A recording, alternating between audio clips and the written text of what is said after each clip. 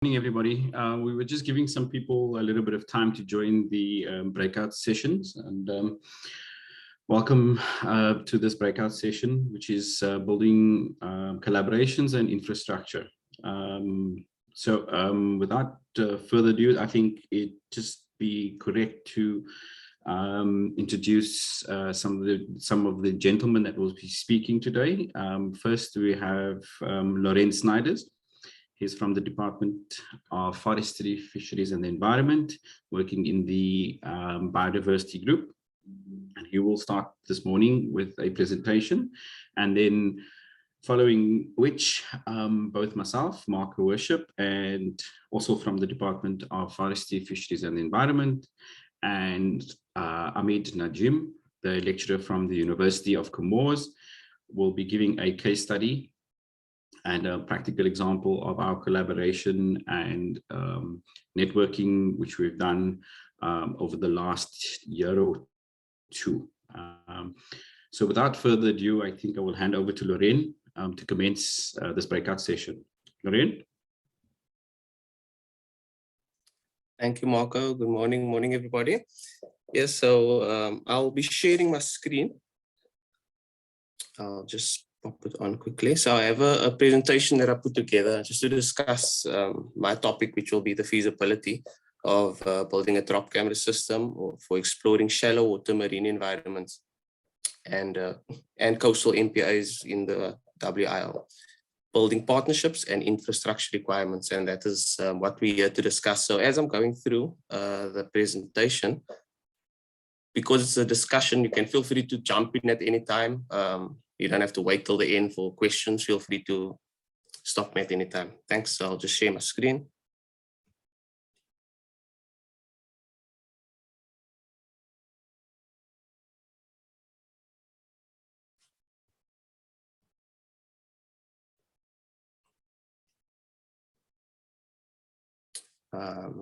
Just checking if you guys are all on the same page. Can you see my screen being shared at the moment, Marco? No, Loren, we're not seeing anything. Okay. At least I'm not.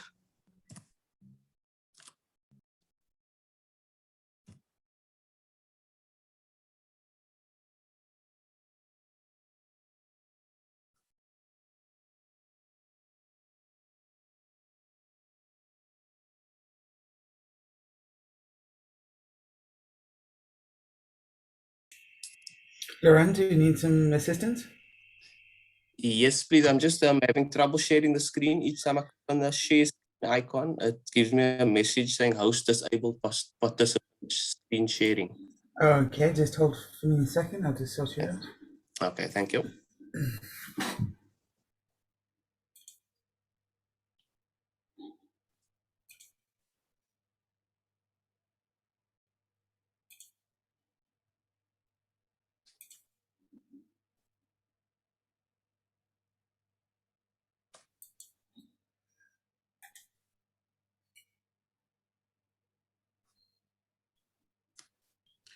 Hi guys, whoever's, while we're waiting, if you could just take a moment to fill out the feedback evaluation form, it will be highly appreciated.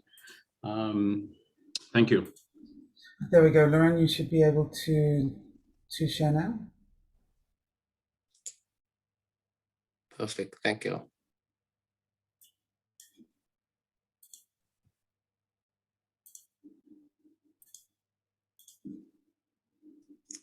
Perfect. Thank you very much. Sure, no problem.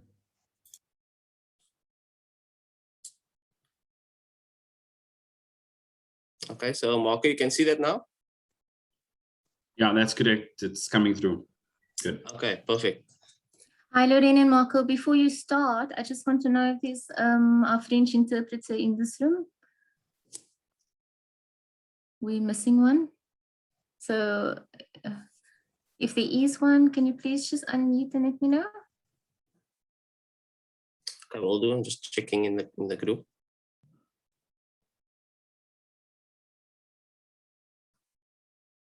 Okay, Jamie, maybe let me know when you guys find one, or if they do turn up here. I'll keep an eye out, Tanya, no problem. Ah, perfect. Thanks, Nick. Okay. Cool, so I'll continue. So the use of underwater cameras for marine science depends in part on the capabilities and specifications of the gear. For cameras that do not require a fixed power source at the surface, there are basically two categories. These being expensive systems that are highly capable and inexpensive systems that are limited in ways such as operating depth, battery life, and low light sensitivity, to name a few. Since the topic focuses on feasibility, I figured it would be fitting to look at two inexpensive system designs, their pros and cons, and to discuss the feasibility around this. The first is the Department of Forestry, Fisheries and Environment's drop camera that was used on the IOE2 expedition in 2018. And many of you will be familiar with this, since many participants were on these cruises. Prior to this cruise, the use of such a design was practically demonstrated to myself, Dr. Tanya Haupt, and our senior technician Liesel Jansen by Dr. Charlie van der Meeden. This drop camera frame is used to provide the necessary protection and stability for the equipment tethered to the surface. The frame gives the equipment a platform to rest on while on the bottom and shields the equipment from the benthos while it's being lowered. The frame is built of a round bar stainless steel material. The bottom exterior grid is 60 by 60 centimeters and is within the camera's field of view. The top of the frame contains mounts for pressure tested housings or GoPro housings and lights. These lights are also pressure tested. So these components, in my opinion, would probably be the most expensive part of a system such as this. The torches, for example, or the housing, the deeper you want to go, the deeper the rating, the more you will end up paying for it, essentially. Alternatively, these torches can also be placed in housings. That's also an option from them. The eye on top is used for mounting the rope to which the frame is tethered to the surface. The camera needs to be orientated down for quantifying and qualifying collected footage within the quadrant. So the camera is deployed using an arm-like davit and an electrical capstan winch to lift and swing and drop the camera over the side of the boat. It's also used to raise and lower it as needed during deployment. The davit is made up of two parts: the base, which is mounted to the deck, and the arm, which is secured to the base. But I'll touch on this a bit later on. So in this photo over here that we have, you can see Dr. Taufik Samai guiding the camera system down into the water. And that is it for the drop camera. So the second expensive, or rather inexpensive system that we'll be looking at. Now going to the next slide. Okay, that's just some deployment continued. I'll also get back down to this photo at the end, just so that we can discuss a few deployment techniques and year of challenges that maybe you guys have had, and I can share some of as to what we had in the field and what we still battle with at times. So the second inexpensive system that is that one described by Berghoff et al. 2017, and it's titled How to Build a Low-Cost Underwater Camera Housing for Aquatic Research. So I found this also fitting to include, simply because the main challenges of getting camera footage is basically your housing type of system that you have. And for their research, they constructed a camera system from components available at general hardware and electronic stores. There are 4 components to the system: the camera itself, the external battery pack, the housing, and the mounting frame. So in their study, they used, as you see in the picture in C over there, they had a baited trap attached to the frame. Alternatively, that can also be monitored, or not monitored, be changed to a frame such as a quadrat that we had in the previous camera system. So I'm just using it as an example, basically, in that sense. So both these systems, or rather, let's get back to the housing. The housing itself consists of 2 main parts: the body of the housing and the end cap that latches firmly onto the body to form a watertight seal. The body contains the camera and external battery and features a viewport on the front end.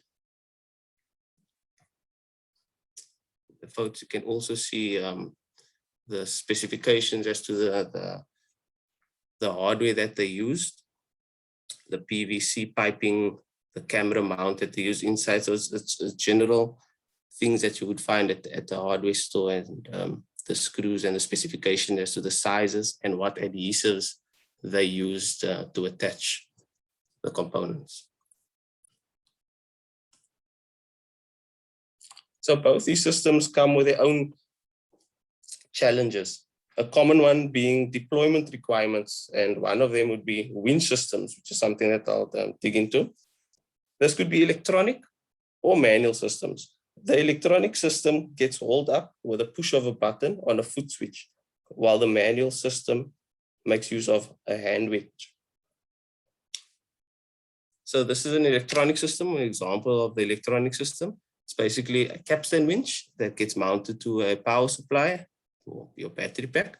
And in the lower right screen, we have the button, so it can be mounted to like a foot switch to make or to facilitate getting the camera system back up on board. The manual system, something that looks like that. And that's also an option if you don't have the battery pack that you can connect it to and the electronics to go with it. It also does the job. And just to get the other two, so there's some other pictures of examples of others, more of a more old school look to it. So if using the manual system, it would be good to consider a sampling method based around this to reduce the amount of time the camera gets hauled to the surface.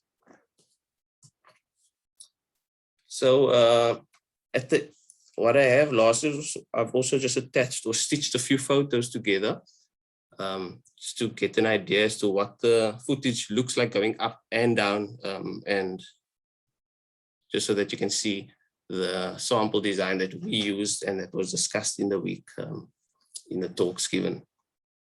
Before I go there, just a few things to consider with both of these designs.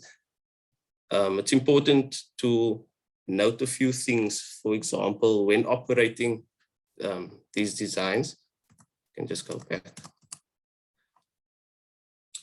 Your rope length. Dr. Anthony Bernard spoke about this when he was giving his talk as well. It's very important to consider the length of rope you're using, basically because you can't use, obviously if you're sampling at 50 meters deep, you can't want to use a 40-meter rope, for example. That's just something to consider the deeper we're going. Pinching points for the operator, the winch operator needs to ensure that his hands stay a safe distance away from the winch because it can easily be pulled in when operating the rope. The rope around the feet as well is another issue that is or something to be considered. And always to be sure to have your gloves on for rope, and this will make life a lot easier when operating these systems. Excess rope in the water is also another concern. Once the camera is on the seafloor, the winch operator should be sure that he does not keep feeding rope, as that could be a huge concern when excess rope can get caught up in the boat propellers. So the skipper and the winch operator will always have to be communicating with one another so that they're all on par.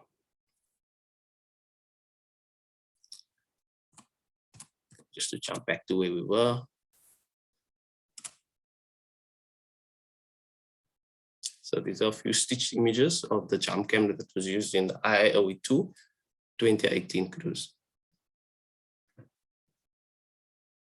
So the way we deploy the camera, we would just send it down, put it on the surface, put it on the seafloor for X amount of time. Of course, this is just sped up, so that's why the video is a bit fast. It will drop it down again and it takes photos. So the camera is set to take photos every 1 second or 5 seconds, whatever your sample design would be. And it will take multiple images. We just lift it up. The camera, or rather the ship would move a bit from station, so it would kind of drift, and then we would drop it again, and sample like that.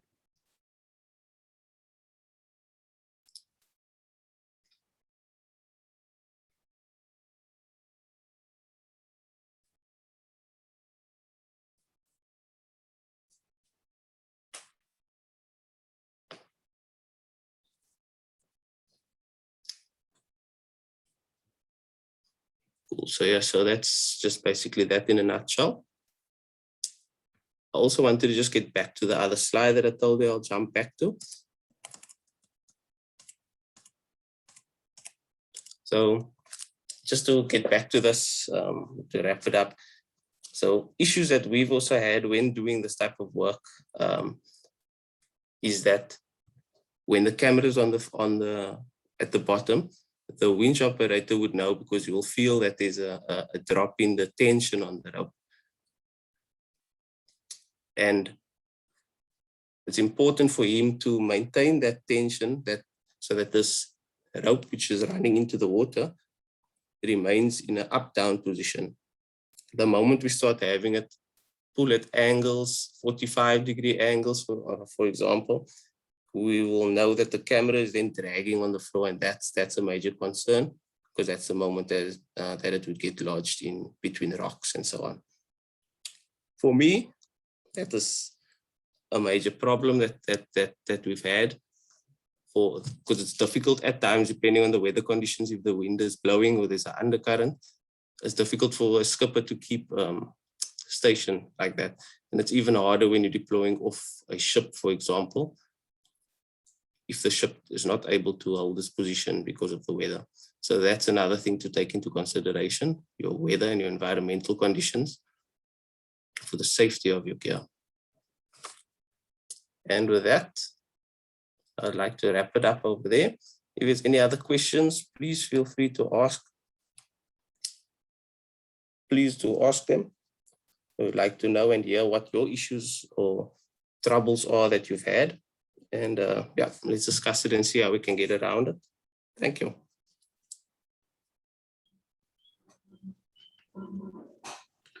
Thank you, Loren. If there's any questions from anyone for Loren on his presentation, or any other questions relating to his presentation, now would be a good opportunity to get some answers if you require so. Loren, I have a quick question. The feasibility of a vessel in some countries is not the feasibility. Vessels are really a bit of a problem, especially larger scale ones, including smaller scale ones on my travels to a few different countries.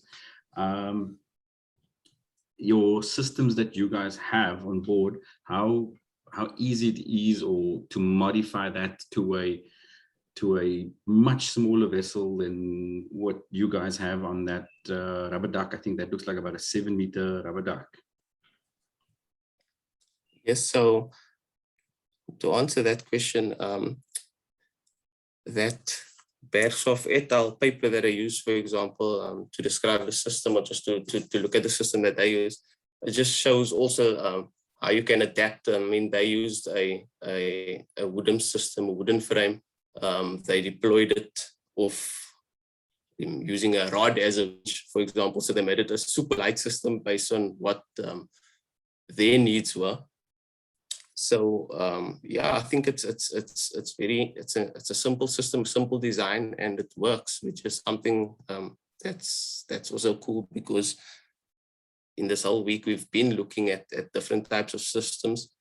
We've seen that you get very expensive ones. You get so not so expensive one, or rather inexpensive as the ones that we looked at. But the key thing is that they do the same thing. They collect data, basically. Yes, the cheaper the option, the more challenges you have as to the demands of the equipment. But yeah, they all get the job done at the end of the day. And So to answer your question, how easy it could be, I think it's very simple. They've also collected all the items from a general hardware store, which is cool. And they built it from that, and it worked. In fact, in that paper, they used the housing, that very housing, and it's been used to 100 meters. So sorry, I'm not familiar with the paper, but how did they estimate depth by using the rope length, or did they have marked? Was the rope marked in such a way that they knew exactly where and which the depth they sampled at? Yes. So if I remember, it was deployed, and for this specific study, I'm not referring to this one, but one has been deployed off the rope, which has been not a rope, off a rod, and from kayak. So I would guess that the reel itself would be marked. Yeah. Okay, thank you. If there's any questions.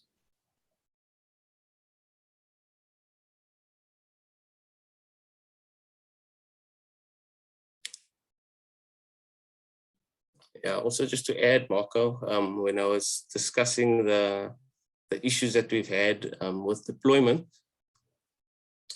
because what happens is when, if it was to get snagged, at the end of that rope on the photos that the winch operator uses, we do have a buoy attached. So if push comes to shove, we chuck the entire rope overboard, and there is a buoy. So if we need to come back for whatever reason, it's maybe getting dark or the weather's changing hectically and we can't dislodge it, we will then be able to come back and locate the camera so that we can retrieve it. And then in the instructional videos also, so they demonstrated the weak link that's attached to it. So that's also another option. And that's also proven to work. So it's basically like a tripling system that you have on board of an anchor, on a small boat anchor, where if enough tension is put on it, the weak link that's attached can snap and it pulls it up from the bottom. And yes, that's shown to work. Lorraine, can I make a small request? Is it possible if you could share the link to the paper Okay. in the chat box? In the chat For box, sure. so whoever else is keen, then they can access it from there and then engage with you after the forum problem. as to how best. For sure. Thanks. Well, thank you, Lorraine. I think if there's no other questions, I think we're going to move on to the case study. And that will be by myself and Amit Najim. So I think I will jump right into it. Okay, so in 2018, there was a regional call for participation in the IIOE2 cruise on board the SAO Gullis. And this was largely and primarily aimed at training and capacitation throughout the African continent, mainly on the east side of the continent. And a large focus from the South African government was to build capacity and to aid and see how we can best network using our state-of-the-art vessel, the SAO Dulles 2. For those who are not familiar, she is a class, oh gosh, I can't remember the class, but anyway, she's an icebreaker. She's a first in class. Sorry, that's what I was meant to say. First in class, meaning that she has, under the new SOLAS regulations, she is built differently to most icebreakers. So the platform was then used to learn and to network, and then train all regional participants in this. Let's see, then following which we had invited a host of people from Tanzania, from Kenya, Mozambique, Madagascar, and Comoros. We had an overwhelming response. The department then pursued suitable trainers throughout the continent And these trainers were given a brief on how to capacitate as best to the requirements of each of the nations that were joining us. It is this moment that we met Amit Najim and his colleagues from fisheries and from all other platforms.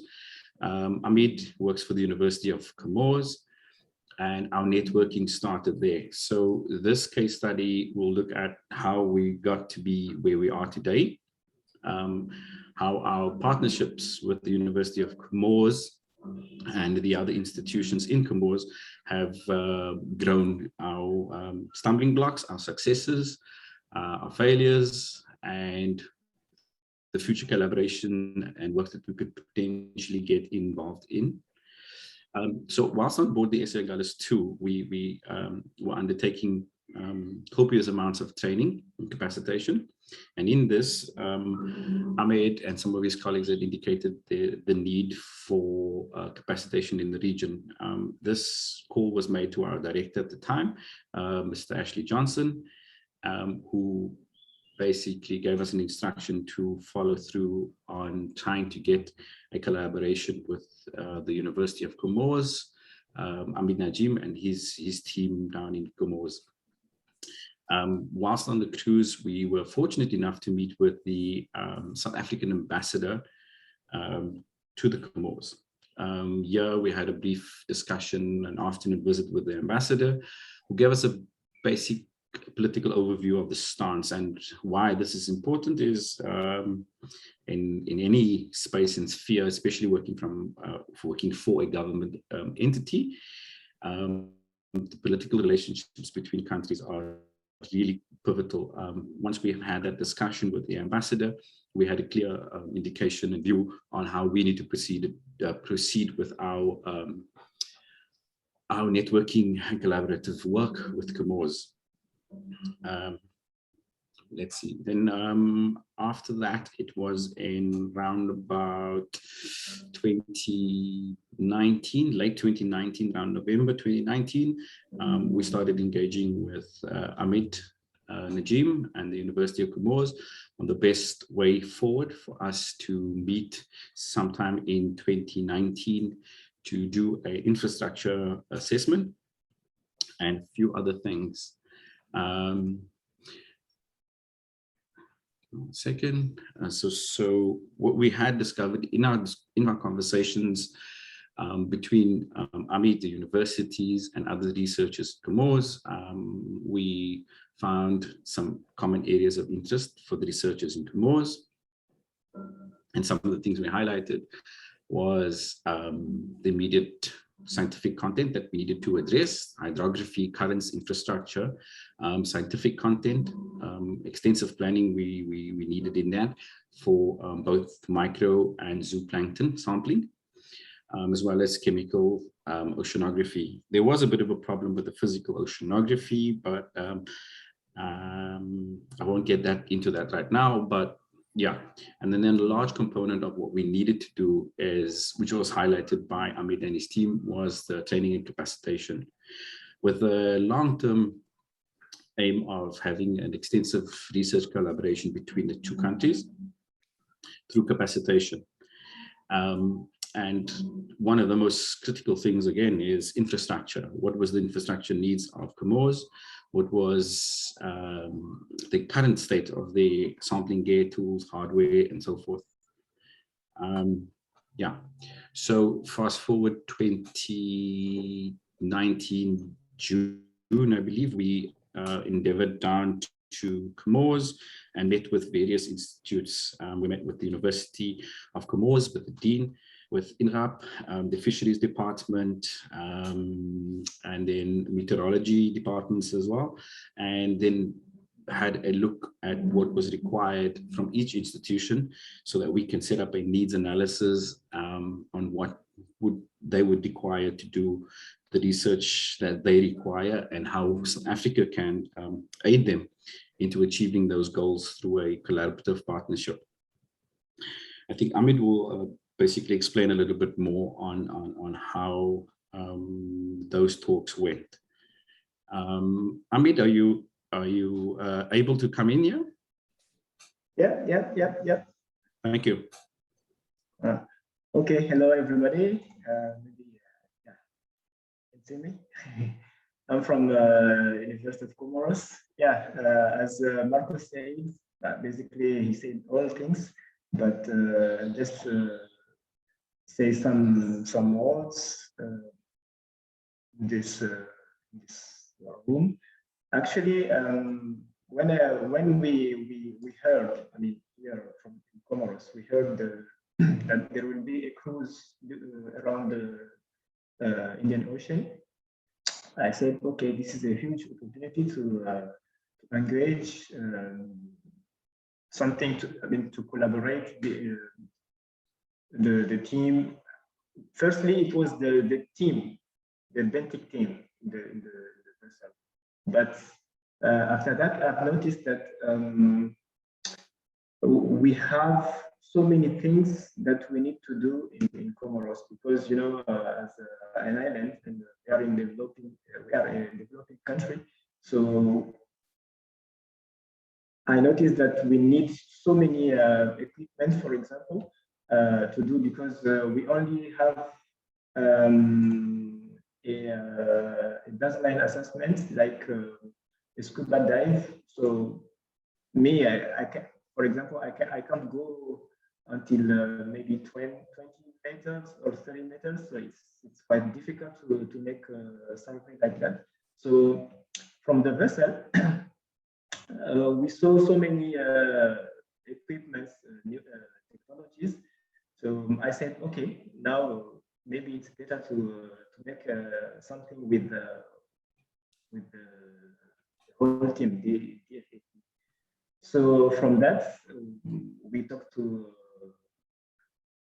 Tanya and Loren and Marco also, that how can we collaborate and do research in Comoros, because we have less data in such research.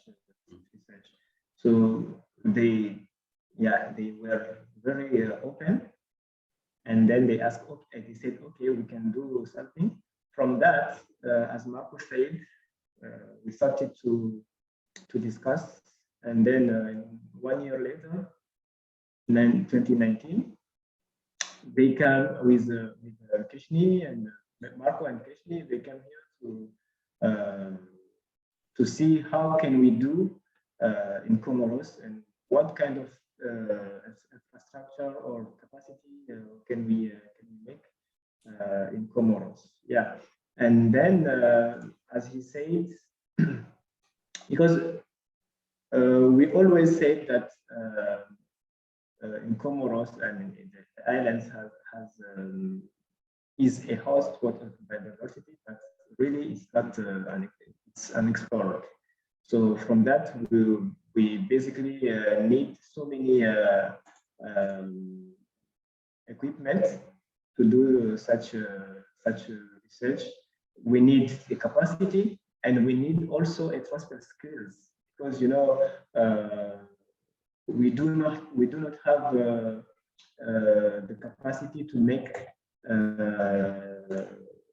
data. I mean, to make research ongoing.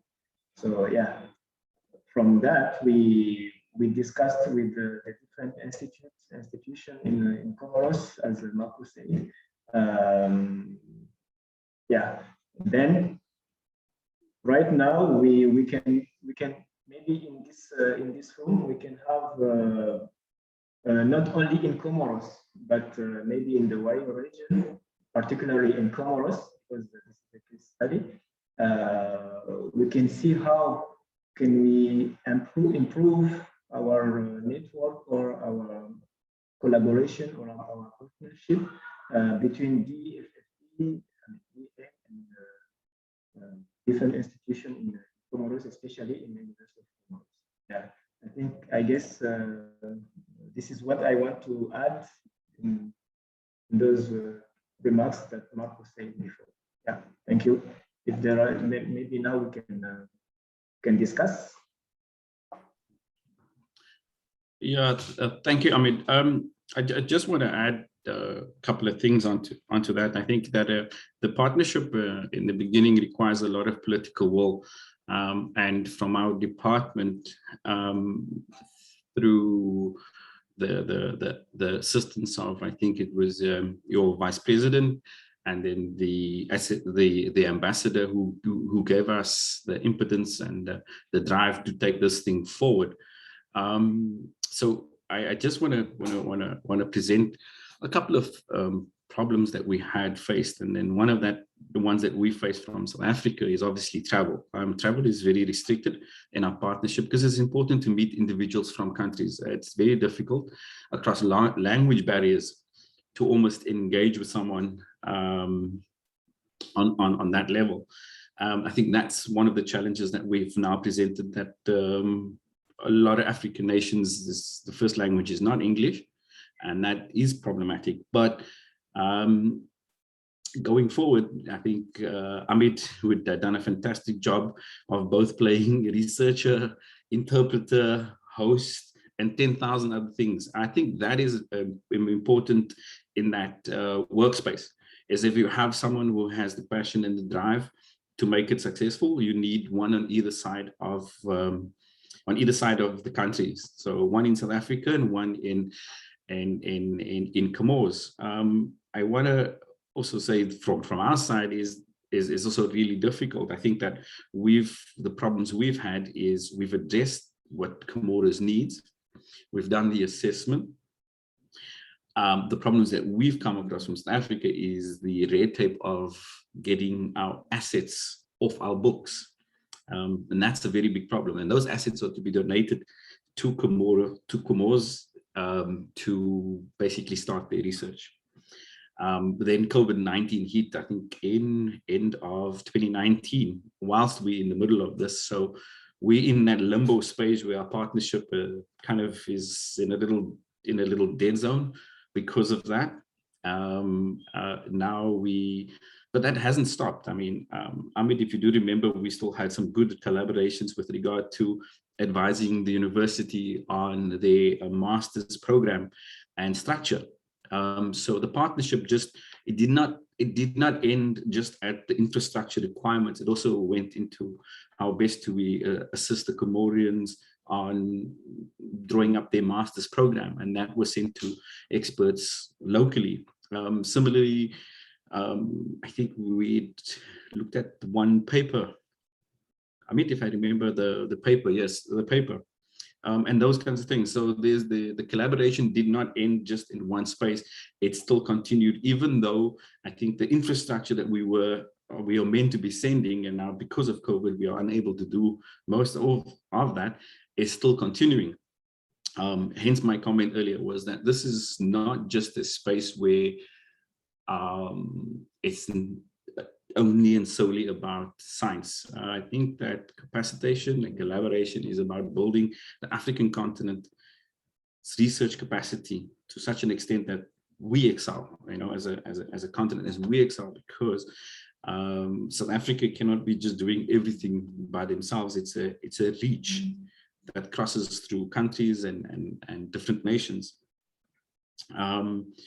Yeah, so that's all from my talk. I would love to hear from anybody else who has any suggestions, comments, or wants to find out anything more on how to get in contact with someone in your field, or requires assistance in any other matters. The floor is open.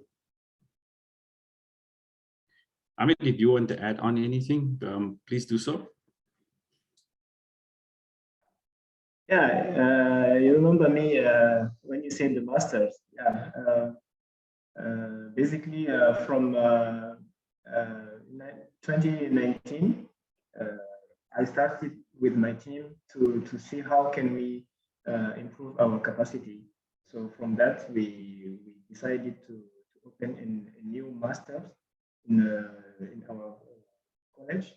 So that master will focus only in the marine resources, especially the fisheries and the other benthic communities. Yeah, so I think with this, maybe we can have enough background to start. Yeah, because now we are in zero level. Maybe from that we can raise up our capacity to in the future. Yeah, this is what I want to add in this remarks. So now maybe the attendees maybe can suggest or say something or correct questions, something like that. Yeah, and maybe Marco, can I share the one of posters that I've done with Wayosa? Yes, I'm sure you can. Okay. I think Ryan did put that function on. Okay. Right.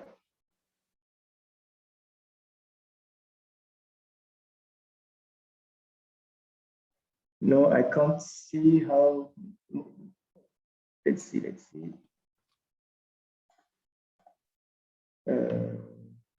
Okay. Yep. Maybe we discussed. Sorry, that can I assist? Are you battling with something? Yeah, actually, I have a poster that it's better to share with the attendees. Sure. If you, on the bottom of the screen in the center, you'll see a green button called Share Screen. To share the screen, right? Yes. Okay. Click on that button. Okay, right. Yeah. Can you see it? There we go. Just give it a second. There we go. The easiest thing to do here to be able to share the entire thing is to just change your view to full screen. Full screen, okay.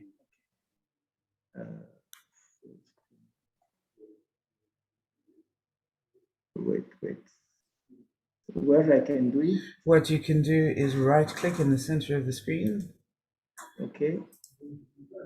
And you should be able to see. French. Yes, no, I can. My French is not as good, obviously, as your English. Wait a minute. Wait a minute, okay?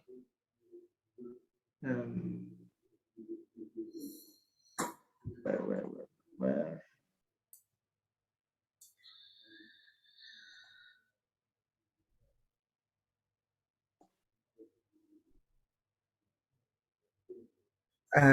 What you can also do is just hit F4. Is it okay now? There we go. It's okay. That is much better. You'll just have to scroll down as you go. Yeah. So this poster we presented in the last symposium in Mauritius. As you can see, shallow tails developing capacity and local infrastructures in the Comoros Islands. So yeah, this is what we said before, and then the collaboration here with the DA and the University of Comoros, especially. Can you see, guys? Yes, it's coming through clearly. Okay.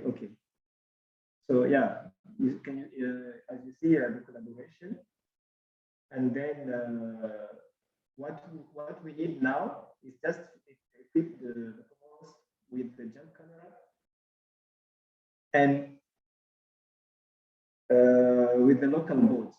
As maybe before Loren starts his talk, Marco said that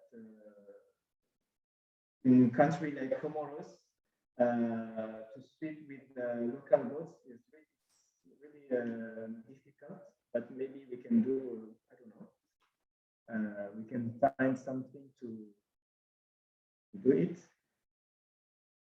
Yeah, you can see this is what we do during the cruise. And then here we discuss myself and Tanya, how can we convert the drop camera to BRAV? And then in the final, to see how to see the potential to do in the different marine protected area and surround it with the students, with the teams. Yeah. That's all. I think it's okay.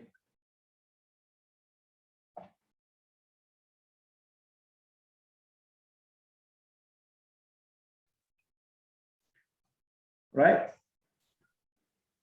Yes, thanks, Amit. Okay.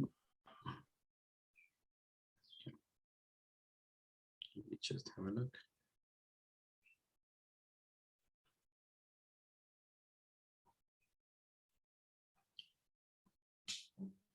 Yeah, I thank you, Amit, for that. It's one of the avenues where we kind of entered to through our partnerships and so forth. And hopefully, I think, had it not been for the current COVID-19 situation, I think that we'd be far along in establishing infrastructure in Comoros and also capacitation and development in the region. Going forward, I think one of the key things that we need to address is where we pick up from now, and then going full steam ahead, trying to get Amit and his team to a level where they are self-sufficient, and then network and start producing good quality research in Comoros, with the aim of, assisting their students.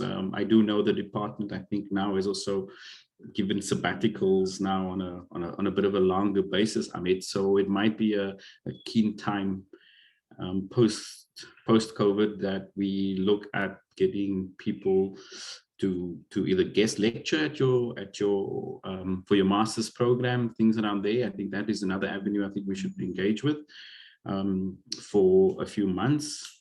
There are new options explorable they actually just came up as of last month, that we could chat about as well. If there's any questions, comments, or suggestion from anyone in the room.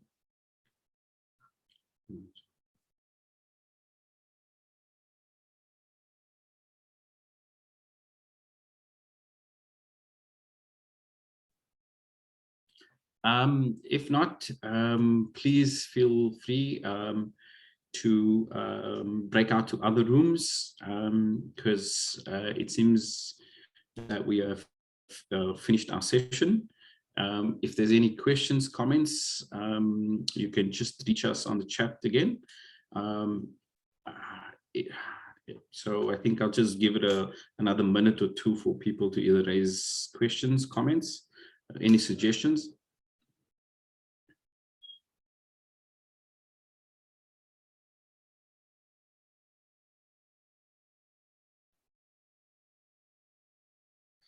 Okay, I have a question for Najim, for Amit. Can you hear me? Yep. Hi. Yes, I'm just wanting to find out on your side, for your if or when you use a Benti camera system on your side, do you focus on the invertebrates, on corals, or a mixture of both, or for your surveys in your areas? Actually, we do not have the drop, but we just do scuba dive. Okay. Yeah, just the scuba dive, and we don't go. We are going to the field just in the low tide. Okay. Yeah, but with the drop camera, no. We would like to make it, but from until now, with the COVID and these things, Yeah. we didn't do anything right now. But we hope that we can build at least the frame, then Yes. see Yes, for sure. Mm. Also, for Yosa, what I remember, it's been a while back that I was there, but in terms of like water clarity, for example, and surveying shallow stations, I think it would be also a bit of a good advantage for you in terms of torches. The clarity is so good over there. Yeah, sure. Actually, it's not only for the basic the effective rates only, but also as Marco said before, the phytoplankton and zooplankton, we would like to make it because as an island we said okay there is a high stocks of fish. So, but we don't know how these fish feed. You see, Yeah. so from maybe we can also not only in the benthic communities, but also do some biological oceanography. Then we see the whole site, the whole area. Yeah.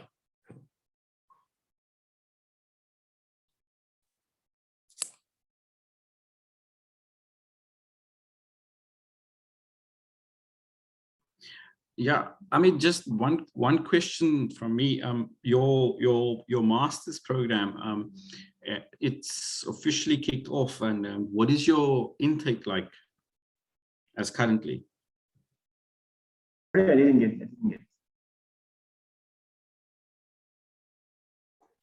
I didn't get the last. Yeah, I was just asking your master's intake. How many students have applied into the master's program? Yeah, right now because we are in holiday, but we would like to have 30.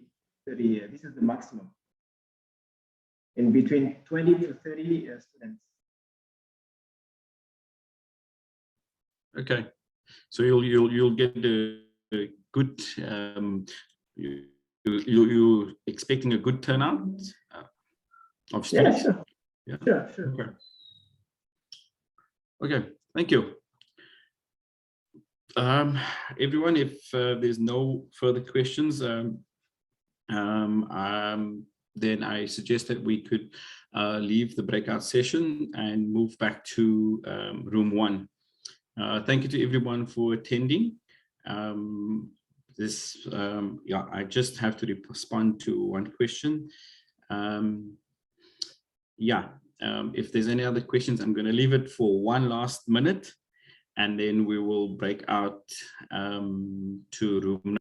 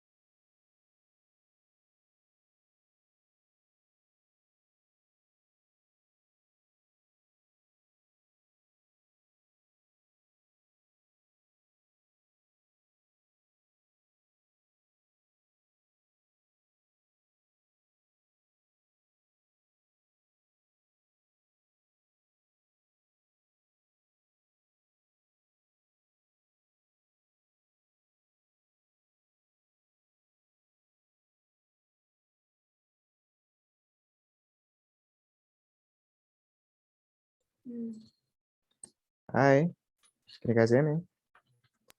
Yes. I just have a question for Ahmed. What types of equipment do they use currently in Comoros, like for research purposes? Well, actually, we as maybe I respond this question before. We just only use the scuba dive. Yeah, in the long Okay. time. So like we don't go till 20 meters, 30 meters. Yeah. Or we do rocky shore, especially. So we have just some small equipment like transit. Yeah. Okay. Thank you. But we do not have such technology like camera or something. So this is what we want to improve in the future. Okay. Thank you. Welcome.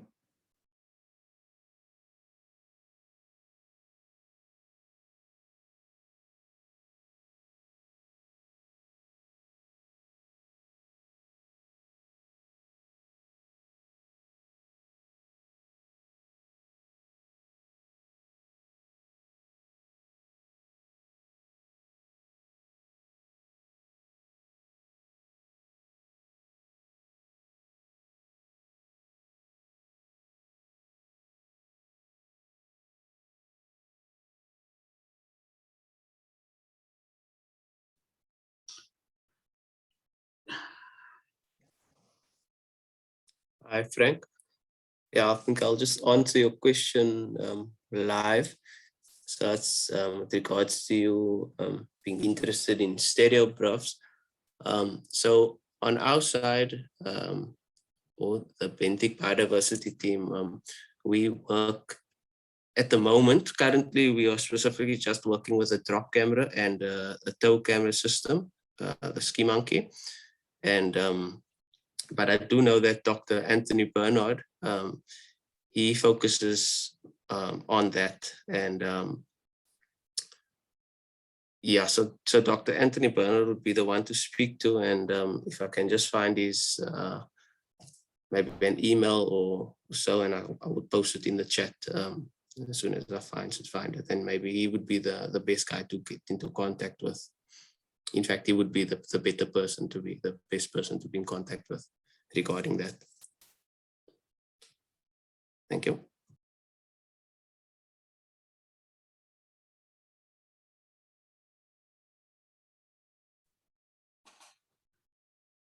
Okay, everybody.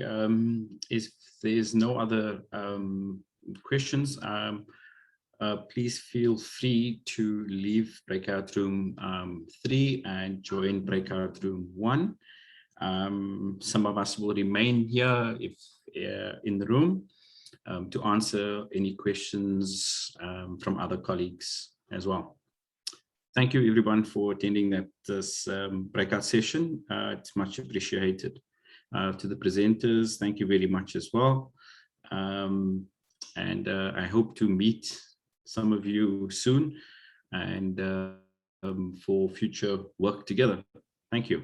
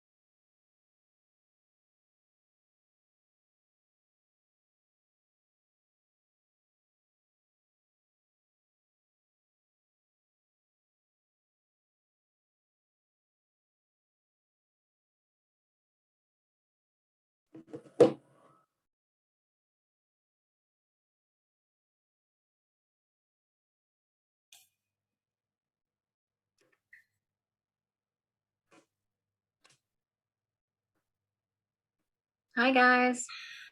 Hi, Tanya. This discussion ended a little while ago. Okay. Most people have left into other rooms. Okay. I'm just staying here in case there's any questions. Okay, perfect. Thanks, Nikki. And you, Sure. everyone else is also, oh no, maybe just stay just in case someone wants, has some sort of question to ask in this room. Sure, no problem. Time, we only have a few minutes left. We could all just join room 4 at this point if you wish. Room 4. Yeah. Or you can work on your summaries and then we all reconvene in the main room. Yeah. Yeah. Yeah. Tanya, Yeah. I'm still just hanging here for if somebody's joining the group to ask questions, and Lorraine and I as well. Okay. Cool. Perfect. Right. How did it go? Was it good?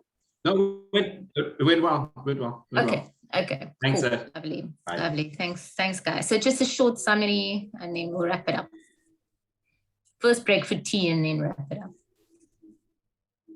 Cool. Thanks, guys.